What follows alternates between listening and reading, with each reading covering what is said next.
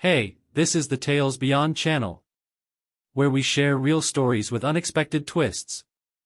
If you enjoy the video, make sure to subscribe and give it a like, it really helps our channel grow. Now, let's dive into the story. Hi, my name is Asher Quinn, I'm 32 years old. I live in a quiet neighborhood just outside of Starhaven, Colorado, and, well, I'm just an average guy. I work as a corporate accountant. I'm not flashy, not the life of the party, and most days I come home, eat dinner, maybe watch a game or read, and call it a night. Nothing too exciting. I've lived in the same small house for the last 5 years. My neighbors know me well enough to wave and smile, but we don't really hang out. I like the peace and predictability, where I used to, until a few days ago. Right next door lives Serafina Vale. She's 36, strikingly beautiful with calm green eyes and this quiet strength about her. She was married to Gideon, an older guy, maybe late 40s. We'd exchanged polite hellos over the years, but I never really knew them. They kept to themselves. Gideon was the kind of guy who seemed like he was always in a hurry to be somewhere else.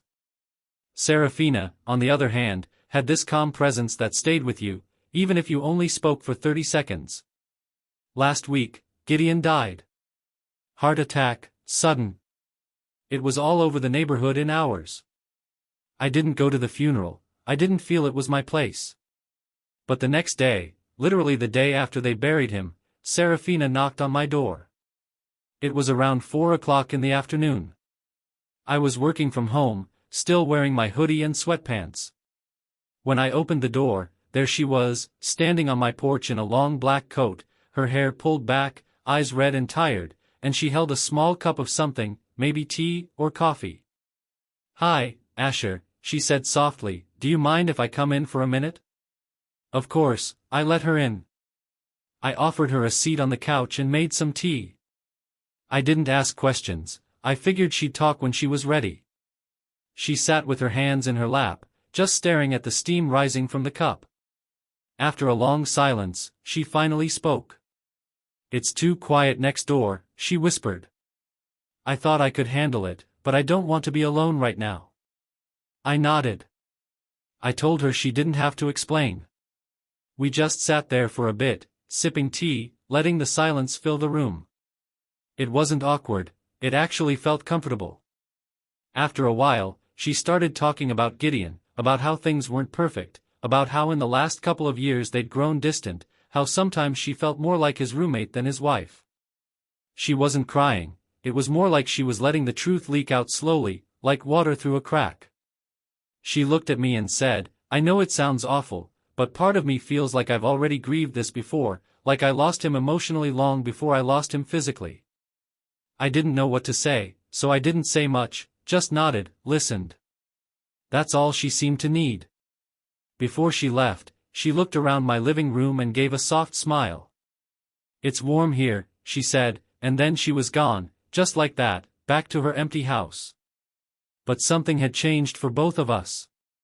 The morning after Serafina first came over, I couldn't concentrate on anything. I had emails to answer, spreadsheets to review, reports due by the end of the week, but all I could think about was her sitting on my couch, holding that cup of tea like it was the only thing keeping her grounded. I don't know what it was, but something about the way she spoke, so honest, so raw, got under my skin. Not in a bad way, it just stayed with me. By noon, I hadn't eaten anything. I was just staring at the same document for 15 minutes when I heard another knock at the door.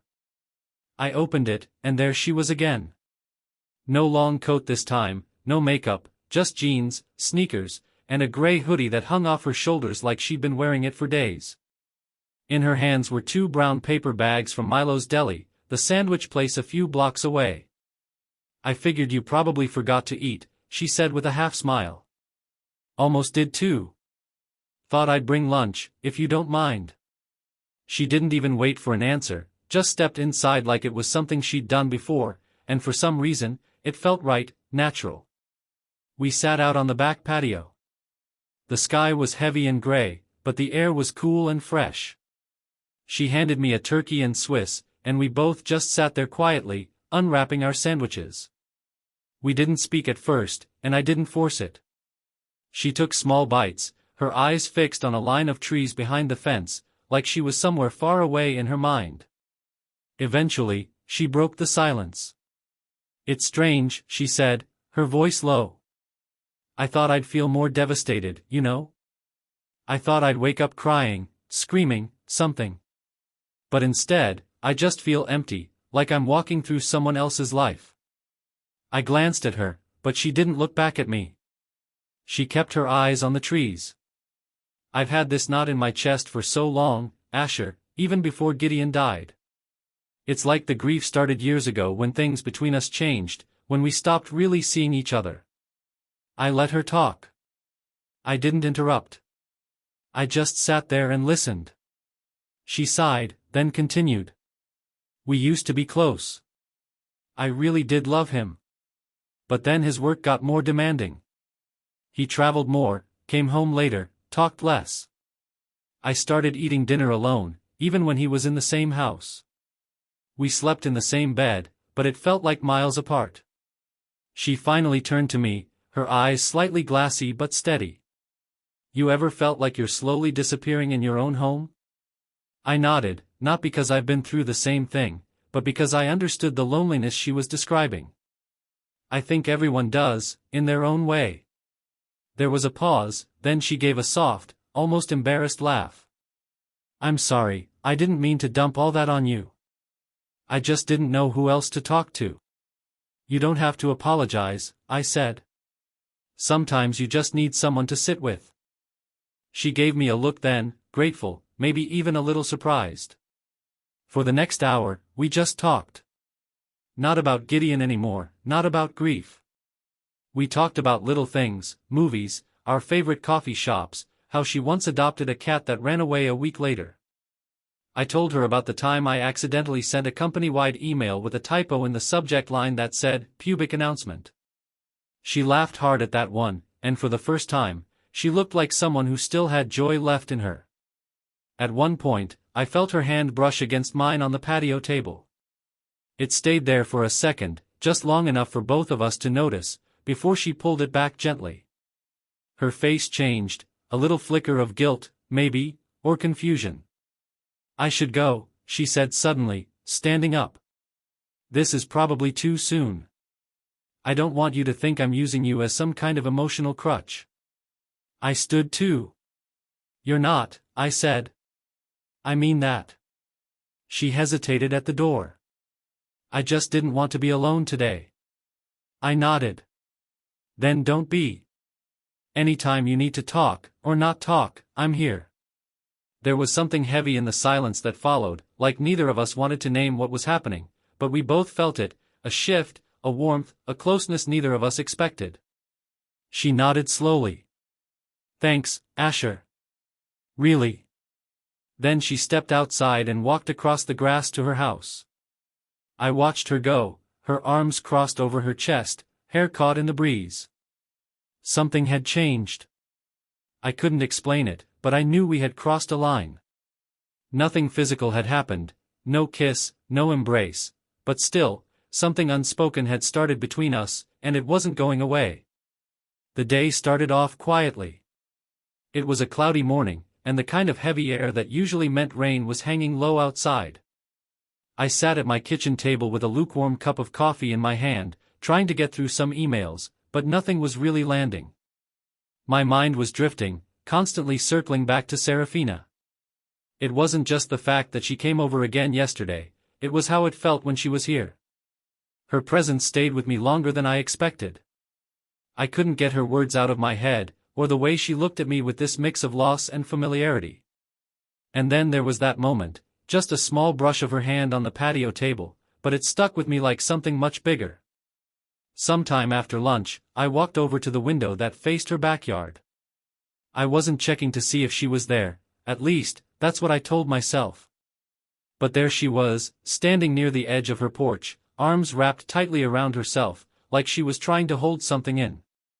She looked so small, so unsure, like someone right on the edge of doing something they weren't sure they should.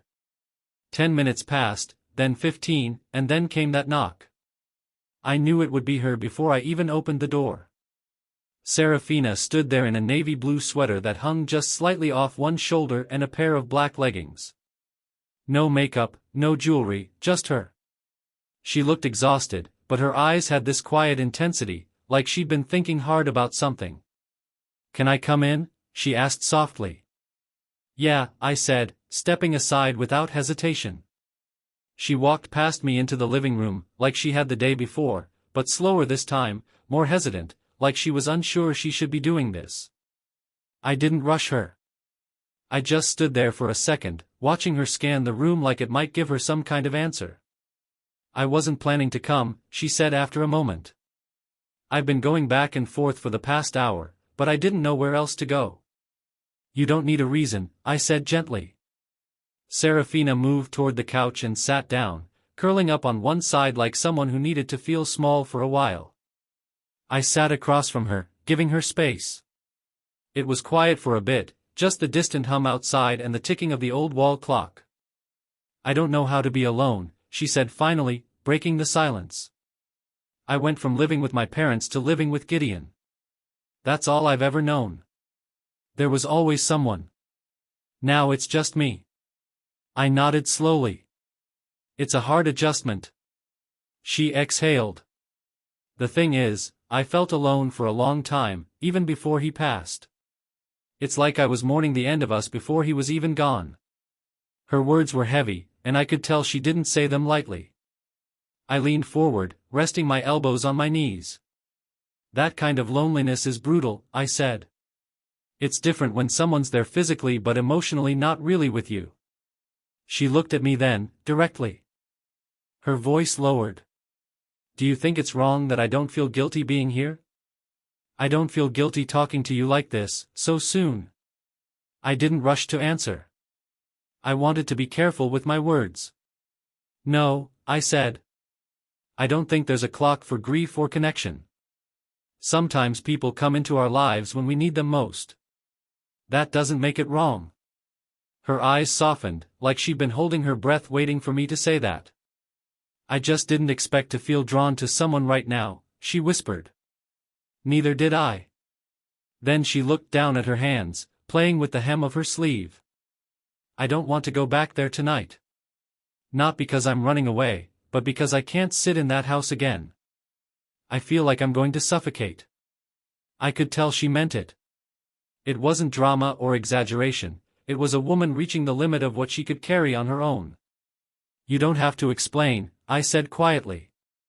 "If you need a place to breathe, I'll make up the guest room."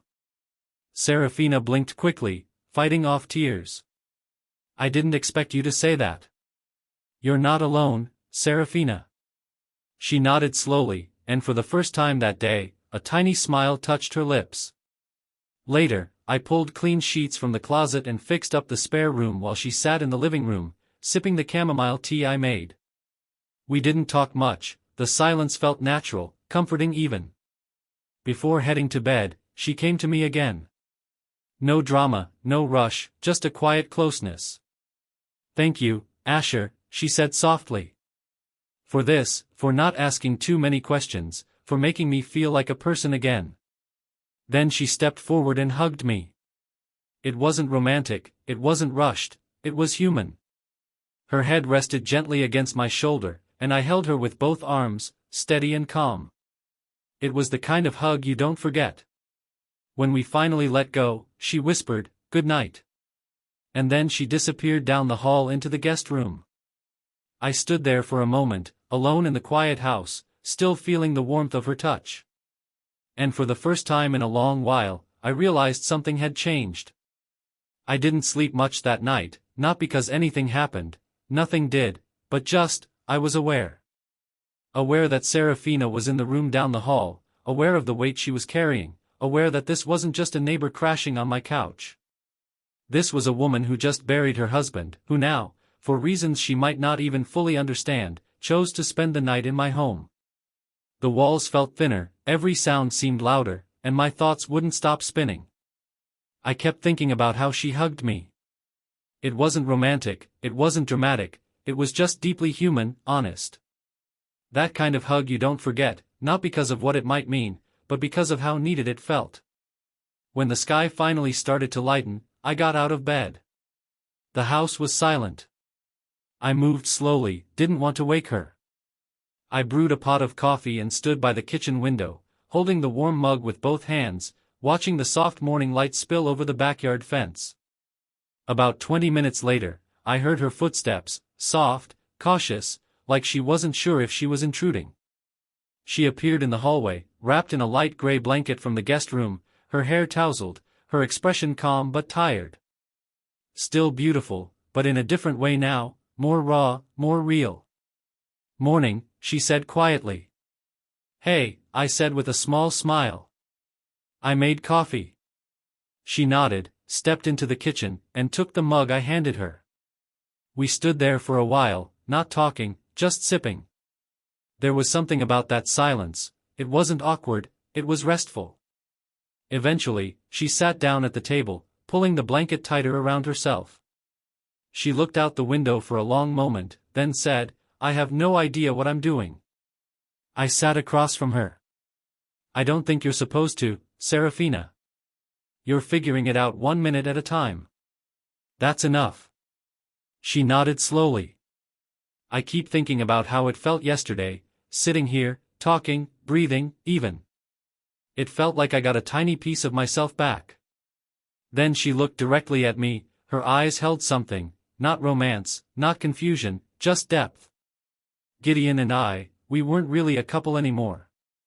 We lived together, we shared a life on paper, but emotionally, we were two strangers occupying the same space. And I didn't even realize how empty I'd become until I left that house." I listened. I didn't interrupt. I could tell she needed to say this out loud. "I came here yesterday because I couldn't take the silence anymore. And now, I don't want to go back. Not yet." She stayed the entire day. We didn't make a plan, she just stayed. I made us some scrambled eggs and toast. She helped me sort laundry, laughing when she found a single pink sock that had somehow made it into my whites. At one point, we took a walk around the neighborhood, just a slow, casual loop. We didn't hold hands, but we walked close. Our arms touched once or twice, but neither of us said anything about it. The day moved gently. That evening, I made us both dinner, simple pasta and a salad. Afterward, we ended up on the couch. She tucked her legs beneath her, holding a cup of tea in both hands. I sat beside her, close but not too close. A nature documentary played in the background, but we weren't really watching it. Then, quietly, she said, "It's strange. I feel peace here, like I'm allowed to just be. I haven't felt that in so long." I turned to her. "You don't have to rush anything. There's no script for this." She looked up at me, her eyes searching mine for something, permission, maybe, or understanding. "Do you think it's wrong that I don't feel bad about being here?" she asked. "No," I said gently. "I think you're doing what you need. That's not wrong." Her head leaned against my shoulder. I let her rest there. My arm found its way around her, not forceful, not suggestive, just steady. And then something shifted. She looked up at me, our faces closer than they'd ever been. Her eyes lingered. I could feel her breath, and slowly, tentatively, she leaned in. Her lips met mine, softly, carefully, like a question she wasn't sure she should ask. We kissed, just once. Nothing rushed, no fireworks, just connection. Two people trying to feel something that wasn't pain. She pulled back. "I'm sorry." "You don't have to be," I replied, my voice quiet. We didn't kiss again. She leaned into me again, this time resting against my chest, and we stayed like that for what felt like an hour. Quiet, still. Something had changed, and neither of us wanted to say it out loud. I think at the time, I didn't really understand how deep the connection had grown between us until much later. In the beginning, we were both just two people figuring out how to live with the circumstances we'd been handed. But as the days passed, something about the simplicity of our shared moments, those morning coffees, the quiet evenings together, began to feel like something more, something real. It wasn't sudden. It wasn't dramatic. It was just a gradual shift. After that quiet night when Serafina had come over and we shared that one kiss, gentle, hesitant, as though it were a question neither of us was sure we were ready to ask, we didn't immediately rush into anything. In fact, after that night, we stayed in our own spaces, both of us needing time to think, to process what had just happened. But it wasn't awkward, it was just natural. Neither of us were ready to dive into anything too quickly. We both needed to go at our own pace. For the next few days, Serafina stayed in her own house. She said she wasn't ready to leave it behind, and I understood. She needed to face it, clean it, sort through the memories that still lingered in the walls. But she came over every day, just for coffee, for conversation, for comfort.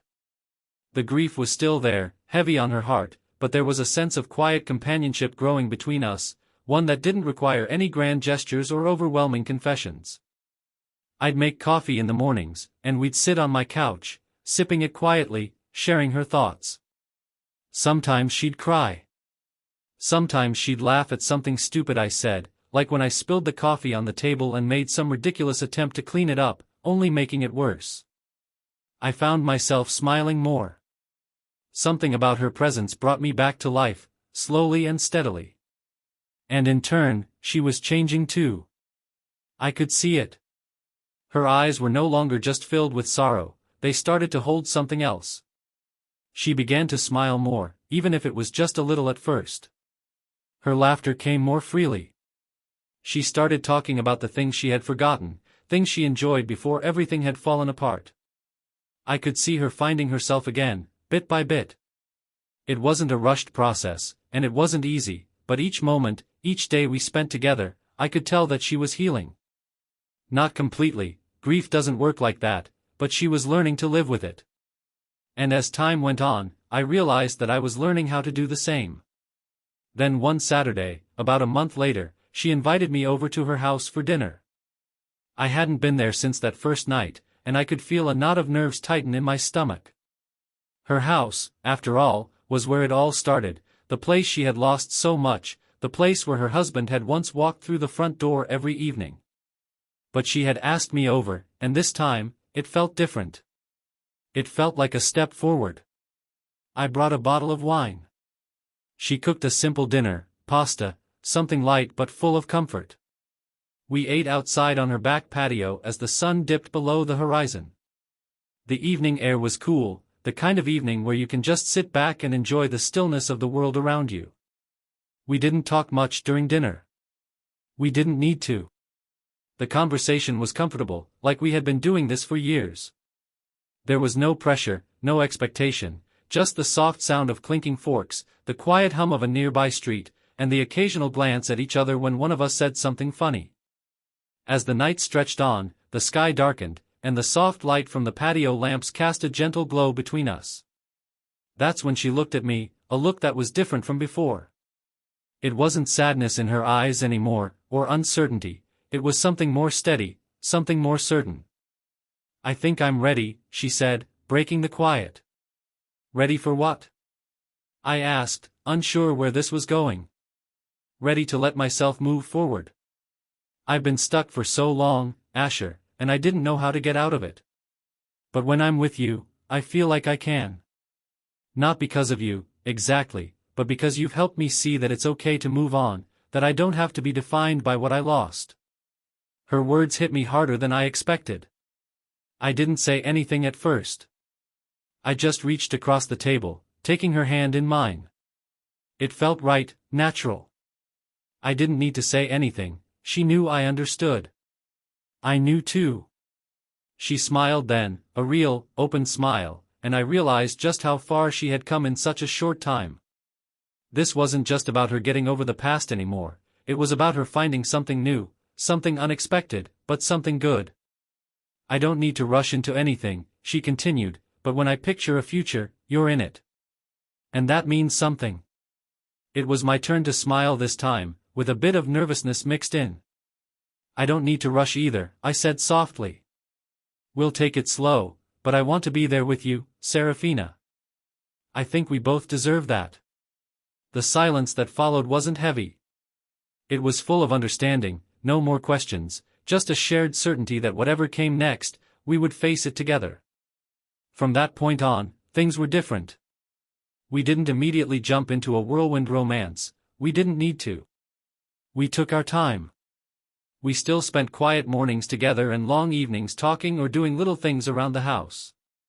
We enjoyed the simplicity of companionship, and as the days passed, we found ourselves leaning on each other more and more. We didn't rush, but slowly, we both realized we had found something real, something worth holding on to. A few months later, after countless dinners and quiet nights, I found myself waking up next to her every day. It wasn't the loud, chaotic kind of love you read about in novels, but it was the kind that felt steady and true. It wasn't about grand gestures. It was about the small things, the shared moments, the quiet support. I was happy, and so was she. And that's how I knew it was the right kind of ending, the kind where both of us found a way to move forward, not forgetting the past, but not letting it define us either. And just like that, it wasn't just a story about grief anymore. It was a story about healing, about second chances.